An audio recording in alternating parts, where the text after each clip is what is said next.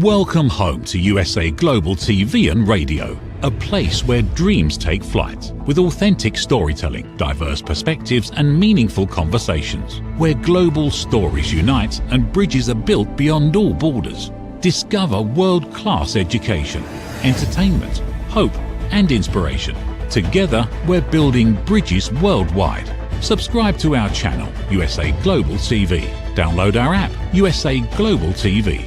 Be our guest or join our team. Visit usaglobaltv.com. Thanks to our founder and executive producer, Dr. Jacqueline Kerbeck. Music score by Yeffy Tang from Cloud Road Music.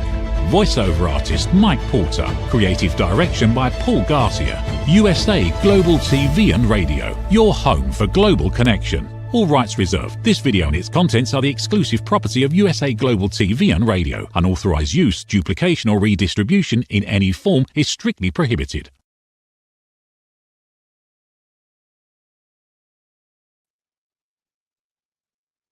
Happy Tuesday and happy show to everybody. Welcome to Royally Confidential. This is the show that will take you through palace walls, through the top headlines and into the hidden gems in London and beyond. We're here to uncover all the jewels, literally and metaphorically, and give our beloved tourism industry a much needed boost. I'm Helena Chard, broadcast journalist and royal expert based in London, here in beautiful London. And today's episode is a right royal spring into summer, and can't wait to share the cultural delights and all the charming quirks of London. And now, joining us live from the US, my fabulous co-host, award-winning author, humanitarian and creative spark, Diann Floyd Boehm. Diann, a celebrated fiction author, renowned for her captivating books for children and young adults. And I think it's your stories, Diann, that nurture young minds, promote kindness and all the lovely empowerment, self-empowerment that young people need. Hi, Diann. Hi, and thank you for that beautiful intro. I am so excited about today. Our show is going to be fantastic. The lineup we've put together is, yay! Oh, Diann, you're too kind. You're too kind. No, but we just love to highlight all these wonderful people and places and stories and royal inspiration and some of the cultural treasures. And I think, you know, it makes the UK so magical. And of course, you as well, fabulous UK-US cultures, sort of bridging UK-US cultures with joy and peace. So really great. As usual, Diann, a quick quiz to kick things off. Okay. So, which do you think is taller? So is it my family's landmark, the Chard, or the Empire State Building? Obviously, the Chard's London, Empire State Building in the US. US. What are your thoughts? I'm going to have to look up that building. Go with the Empire State Building. You are correct. Really?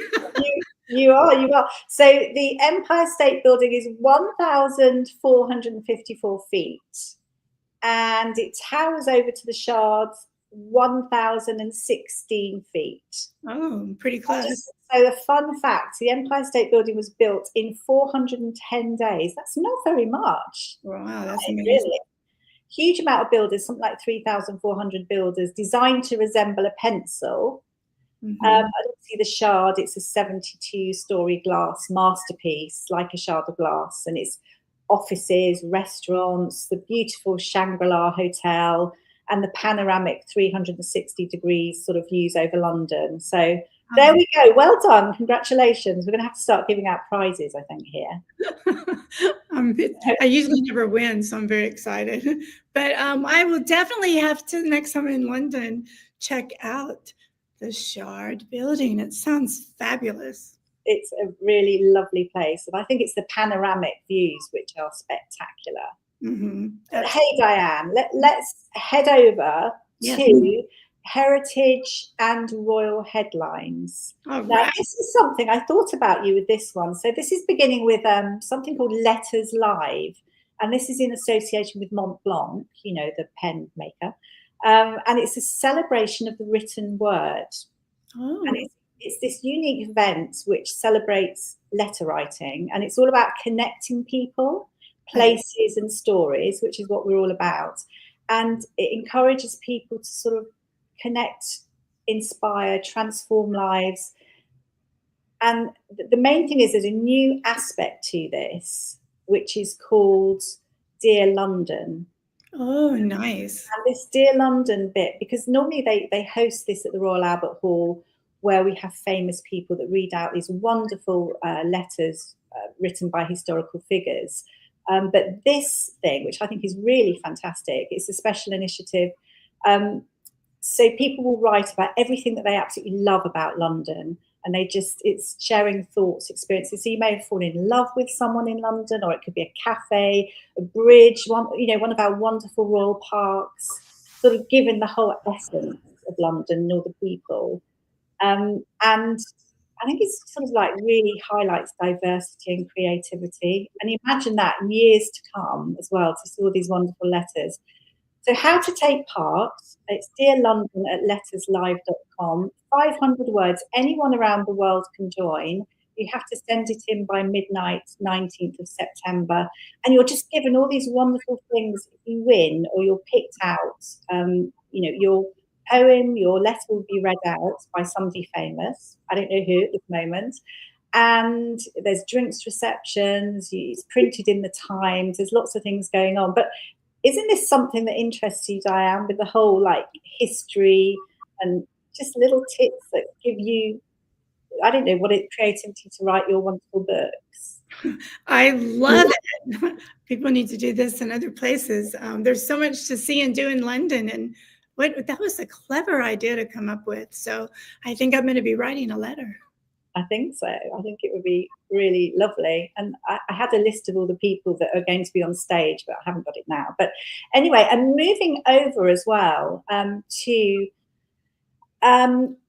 Princess Catherine. She has recently been curating a little exhibition at the V&A called Makers and Creators. And it's similar really to the letter thing in a way, but takes in the past, the reflections of the present, and bridges the future. So it's this whole idea that she's selected 9 incredible pieces from the V&A East Storehouse, which actually is in the Queen Elizabeth Park. And these pieces have been picked out from 500,000 objects. And it celebrates the timeless role of craftsmanship, inspiring and shaping culture. We've actually got a clip that I'd like to show. And just remembering as well, she obviously studied at St Andrews in Scotland. And the whole thing is it's connecting our rich past to the present, and really honouring everyone that's built all these wonderful things in our culture. Let's have a look.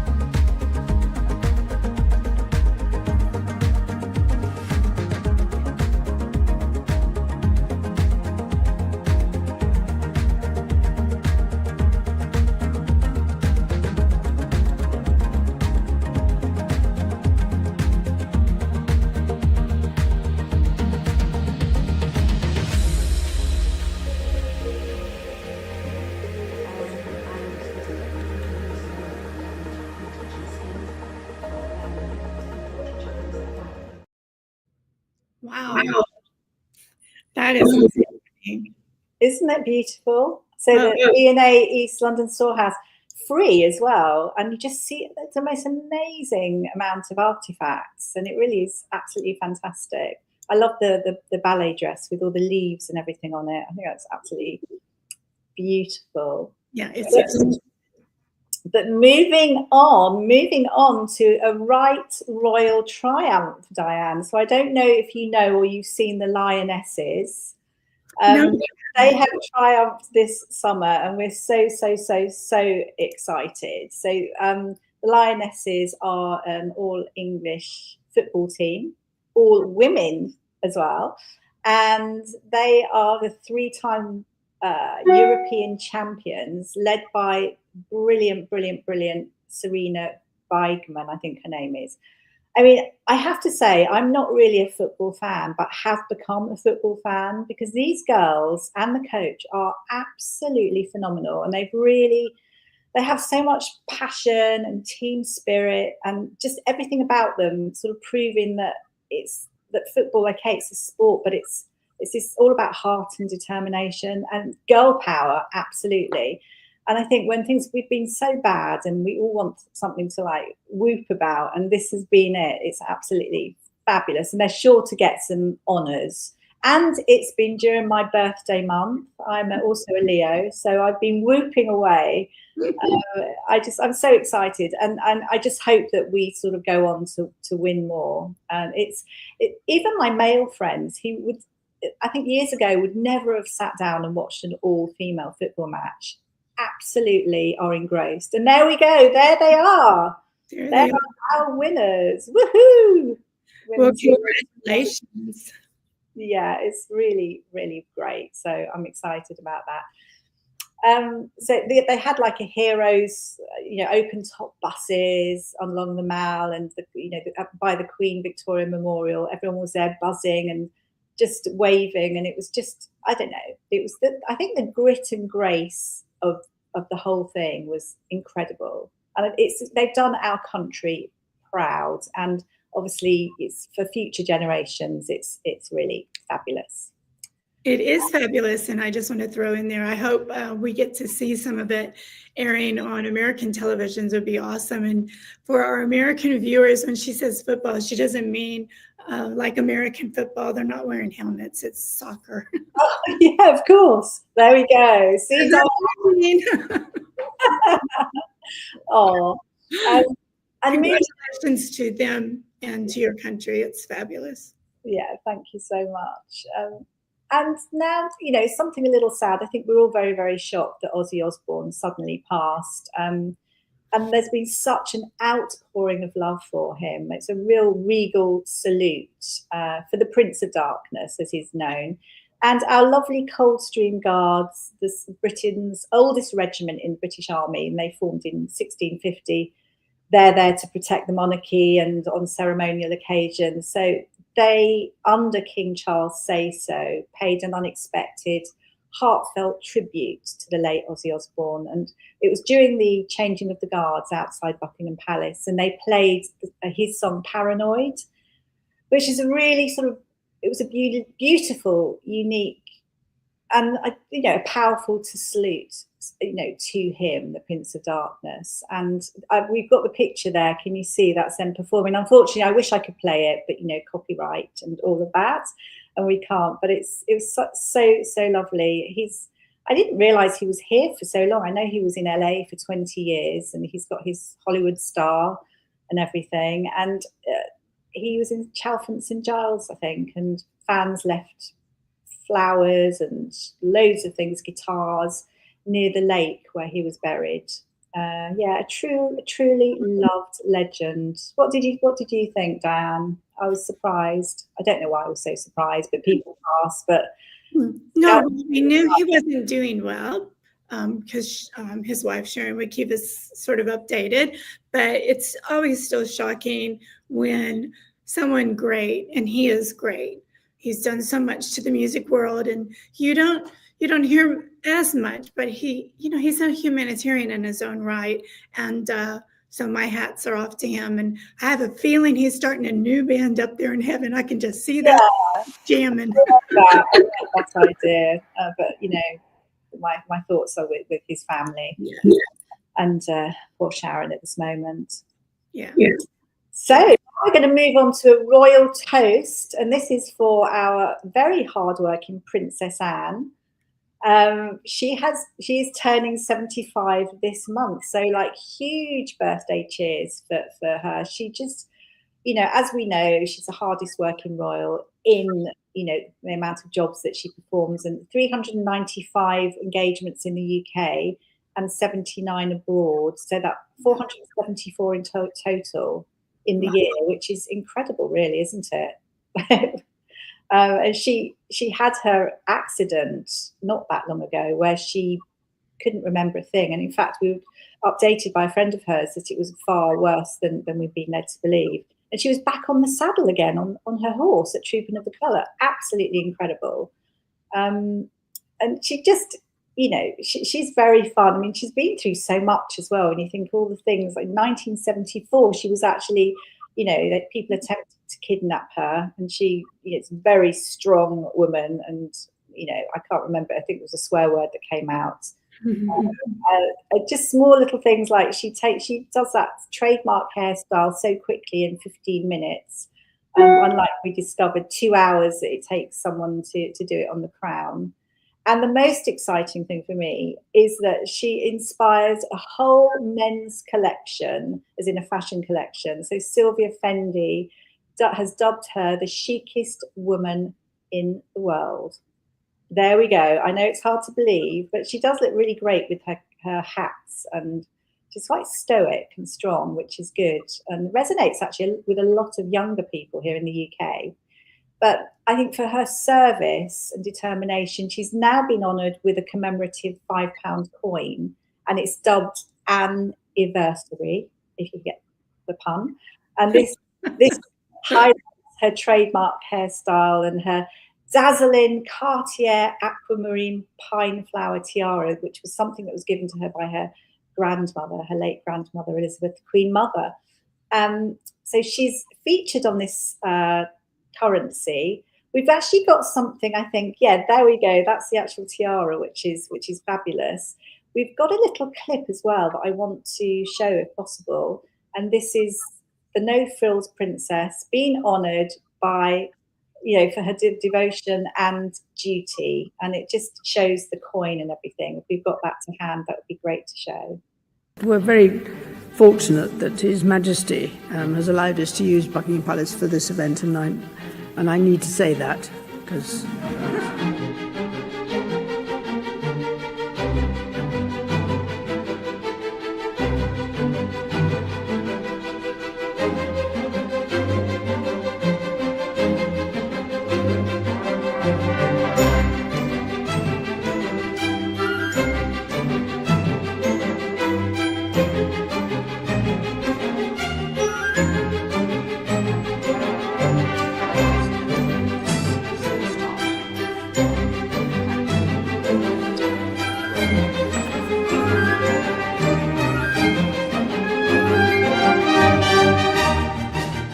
often referred to as one of the hardest working members of the royal family, and as somebody who undertakes around 500 engagements a year, is a patron of over 300 charities. I think it's about time that she was honoured on a UK coin.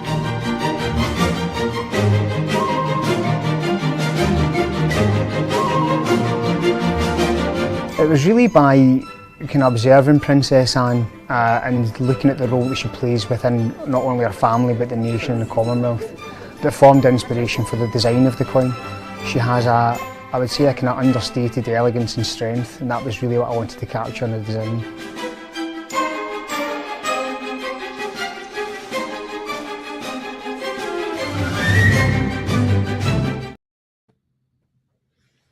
Wow. Amazing, huh? Amazing. I have a quick question. Is it possible for people from other countries to be able to purchase a coin and have it as a keepsake? No, absolutely. I mean, you can purchase it via the Royal Mint. I think, obviously, it's a £5 coin, a special one, and I think it's £17 £2.50, if I'm correct. But I'm pretty sure, yeah. Just contact the Royal Mint. I have a sneaky feeling there's a gold version too, which is a bit more special and more expensive. But I think that's great. You know, she's a very simple person. In fact, she doesn't like a big hoo-ha. And it's the one thing that her and her brother, King Charles, agreed on. So she helped towards produce it. And she felt it was okay. But that's it. There's nothing else. She doesn't want any more, you know, fanfare. So there we go. It's interesting because obviously that tiara as well, talking of sparkle and splendour, Cartier is on at the V&A, which is absolutely, and there we go. That's the special tiara that she wears on occasion, which was given to her by her grandmother. George VI bought it for the late Queen Mother, and she didn't really wear it, so it was a really lovely treat. And she's tweaked it a bit, so it's not as it was. I think she took some of the gems out and made brooches and earrings. But anyway, this Cartier exhibition, oh my goodness, Diann, diamonds and twinkles. I think my mum called me a magpie when I was pretty much born, and I've always been fascinated about anything that sparkles. You know, and I covet it and love it, and still now I love looking at jewels. I mean, I don't have that many diamonds, I have to say, but you know, I just love anything that sparkles. So it's a real must see. It's showcasing nearly 30 years of product. Yeah, over 350 glittering sort of masterpieces, tiaras, absolutely fabulous. And I think one thing that stood out to me is the Manchester tiara. I think we've got a picture of that as well. Manchester tiara.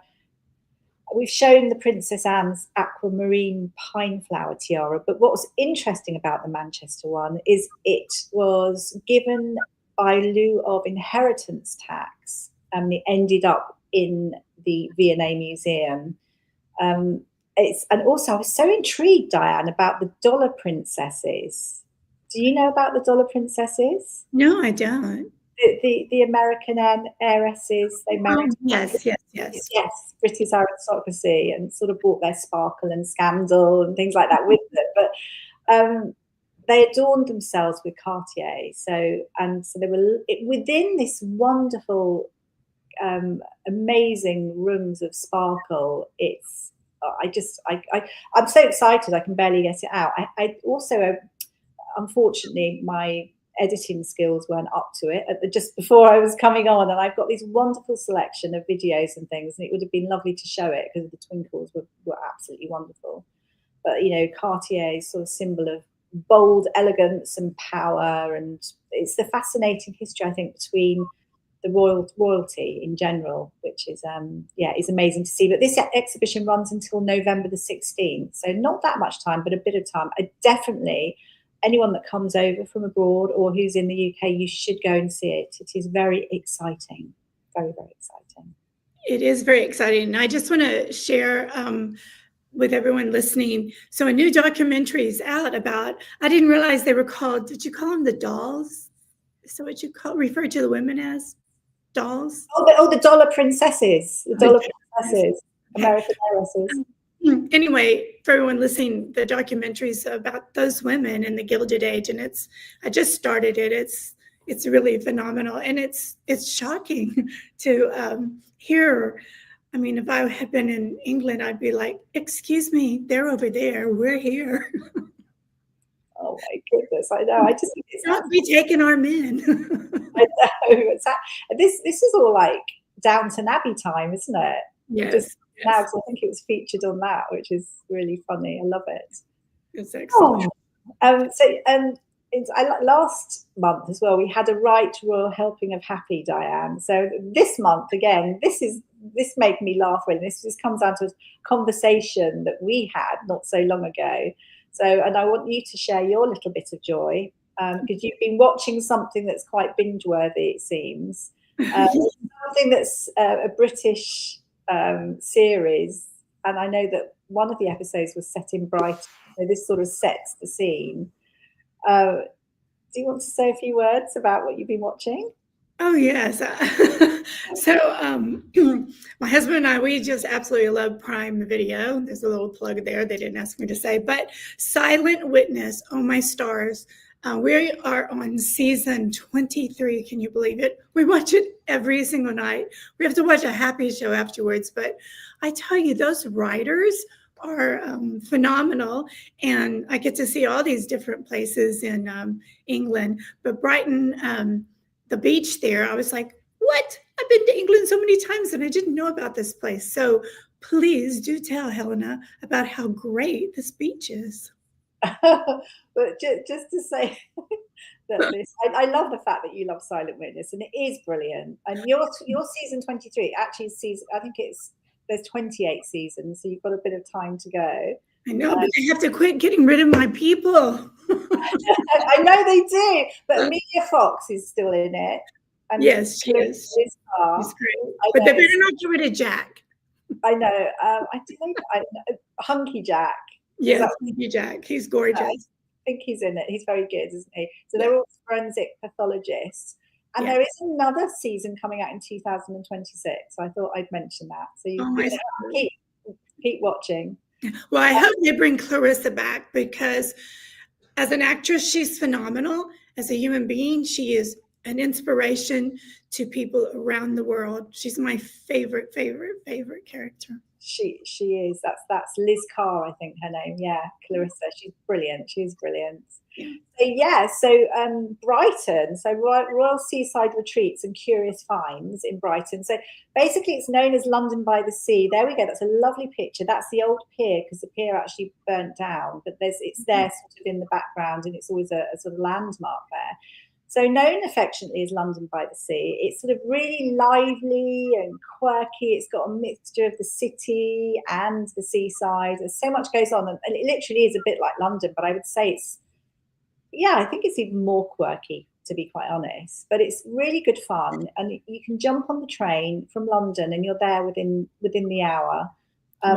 And it's just a different feel, when you want a little bit of happy vibe, a bit of fun, because we're sort of city based. We have the Thames, but obviously we don't have the sea.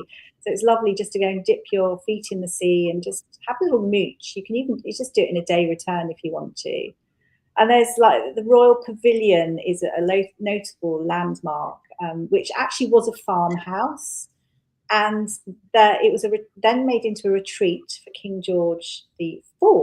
A completely opulent palace, really, with banqueting rooms, and it's got this sort of mesmerizing Indian and Chinese kind of like wow to it. So the artifacts and various things, and there's exhibitions there and beautiful grounds and gardens. I don't know if we have a picture there that we can show. We do. Oh, there we go. So you can see it sort of looks a bit like the Taj Mahal, really. It really is sort of like it's landed in Brighton, and eventually the Queen Victoria sold it to Brighton City in 1850. But there we go. There's so much to talk about with Brighton. It really is like another show. But I hope that gives you sort of a little glimpse into the kooky side, the mad. I mean, anything goes in Brighton. It really is sort of this mad place, and it's really beautiful. But time I'm there, if it's in the summer, you and I will have to check it out together. Yeah, absolutely. It's not far. It's great. I think when you come from abroad, you don't realise you can access the sea. It's not that far. Right. I suppose if you're going to travel to London, you don't really want to do that unless you're here for a while. So there we go. But also, not to forget, moving on to the iconic phone boxes, is a little bit of kooky. As we know, it's like a bit of British history. And they really are being reimagined as art places, galleries, cafes, florists, and for entrepreneurial people. They're sort of like tiny micro businesses, tiny being the word, but it works. So these red telephone boxes, they are known to go at auction for something like up to 35,000 for the size of them. It's quite a lot, but it is British history. And there is one particular place in Brighton called the Dog and Bone Gallery. So it's 2 telephone boxes housed next to each other. I think it's on the 7 Dials in Brighton. And it showcases, there we go, that's just a little glimpse of one of them, showcasing local artists' work. And obviously, it's quite wow when you think, these phone boxes are made into like cafes and I don't know, libraries, and even, I'm trying to think now, what have I seen? Different ones. Have you seen them before, Diann? Have you seen these? I've seen, obviously, the phone booths, but I haven't seen them decorated like that. I think I actually saw one that was a library inside. That was really kind of cool. And I believe they actually inspired, whoever came up with that idea, inspired the concept to have here tiny post offices for people to share their books, which is really a lovely thing to do. But obviously the phone booths are incredible because I think I was sharing with you off stage that you can buy little tins inside are biscuits to take home and give for treats for your friends and family, which I do. Oh, perfect. I think there's something like, there were thousands of them. I think, did they belong to, I'm trying to think who they belonged to, and then they were sold off. I think it was the post office. But then there was something like 300 red ones, and now, I don't know. But anyway, they are amazing to see. I'd love one personally. I would like one to build it into something. And also, if you think about the red bus, actually is synonymous with London as well. That is true. But sort of back in the 1900s, it wasn't the case. Oh. What do you think? What colour do you think they were in the 1900s? Our buses. Yellow? Nearly. Lincoln green. Lincoln green. Well, that makes sense. There was sort of a mixture of colours, in fact, as well. And it was actually the omnibus company who eventually painted them red, and it was to keep it sort of like a unique to them, that one company. So that was in 1908, did I say? Yeah. So there we go. There's just so many things that are absolutely fabulous. I mean, there was other bits and pieces that I wanted to talk about, but actually there's something I think I'll probably save to next month now. That sounds good, because can you believe it is already time to almost wrap the show up? Is it really? I know, incredible. It's really. Okay, I'm gonna give you another London trivia. Okay. What animals from colder climates once swam in the River Thames? And it's an animal, not a fish. It's an animal. A dog. It was actually a polar bear, but this, I mean, it's madness. This was years and years and years ago. This is yonks ago, in 1251. Henry III was given a polar bear by the King of Norway, and it was kept in the Tower of London, but it was attached, it sounds quite cruel really, it was attached to a long chain, and it was allowed to sort of swim freely in the Thames. There we go. So you could be hung or eaten by a polar bear, your choice. Absolutely, complete madness. Also, just quickly, if I'm able to give you another one, if possible. Yes. Do you take it? Go for it. Have a look. So, talking about history and traditions and things like that, under which building in London would you find a time capsule buried? Now, I didn't know this. A time capsule of what? A time capsule buried. It's just a time capsule. Okay. So things that are buried under it. It's under a building in London. Kensington Palace? I don't know. It may not have existed then. Yeah, I mean, it could be, because there is actually lots of things under. That's for another one of our shows. But no, this is actually at Cleopatra's Needle, and it's sort of obelisks, really. A diplomatic gift from Egypt in the 1800s. Have you seen? Wow, I had no idea. It's erected on the Thames embankment. So, and underneath it, it's basically a snapshot of Victorian life. So it's interesting when you think about the Princess of Wales and all the clothing and all the various things in her little mini exhibition. And we talk about the letters. I find it absolutely fascinating, all of it. It is. I'm so glad you share all this trivia with us. But I must say, I am going to let you wrap up the show. Oh my goodness, really? Already? Okay. So, I mean, thank you very much, basically, for being with us. And Diann, thank you for being brilliant as always. Do you have something to wrap up with, or thought of the day, thought of the month that you'd like to share? Well, you know me, Helena, I'm all about spreading peace, joy, and love. And I want to thank you so much for enlightening people in the great places to go in your beautiful, beautiful country. And I'm honored to be part of your show. Oh, that's really, really kind. I know. And we look forward to sharing some magical things. And I think one of the things that I just think it's just so important, isn't it, to stay curious. I think to be curious is everything, and it leads you on to the most amazing things too. But, you know, again, as always, we say, Diann, also it's celebrating the small joys and finding magic around us. And also, you know, as well, there is that sentence that the best things in life, or saying, not sentence, the best things in life are free. One, we have some amazing places in London, like the Royal Parks, and lots of, you know, our exhibitions and things, which actually you don't have to pay for, and they're wonderful. But also the other thing, you know, friends and family are everything.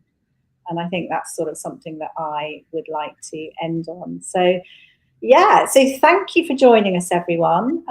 We really look forward to seeing you next time, where we can share lots of snippets into wonderful, beautiful London. So until next time, stay curious, stay kind, and keep celebrating all the small things that really make life royally unforgettable.